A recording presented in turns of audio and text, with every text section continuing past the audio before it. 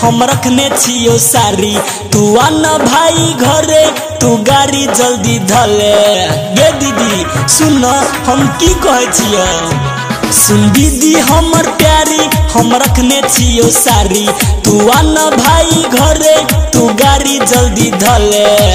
रसगुल्ला लाली है जिलेबी लाली है पूजा करेला लाली है प्लेट। आना राखी बांधे दीदी हमर करे छियो वेट। आना राखी बांधे दीदी हम करे छियो wait. DJ DJ Amit Tiwari Amit Tiwari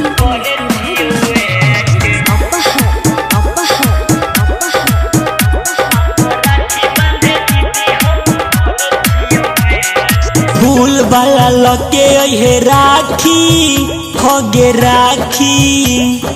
रखबो ने दक्षिणा हम बाकी होगे बाकी। गे दीदी तू कथी कथी लेभी कहना।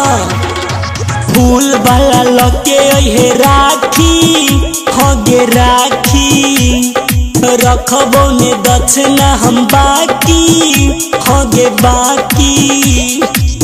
हाथ में चूड़ी देबो गोर में पायल देबो और खिएबो तोरा हम चॉकलेट। आना राखी बांधे दीदी हम करे छियो वेट। आना राखी बांधे दीदी हम करे छियो wait. DJ DJ Amit Tiwari Amit Tiwari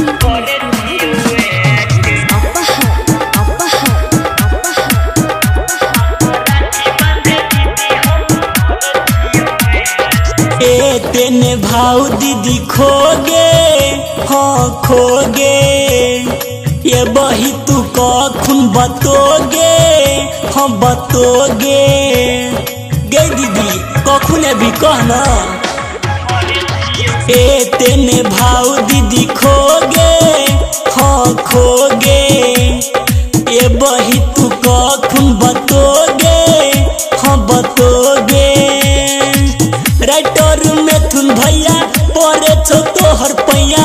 Ram Kabir कहो करही न लेट। आना राखी बांधे दीदी हमर करे छियो वेट। आना राखी बांधे दीदी हम करे छियो वेट।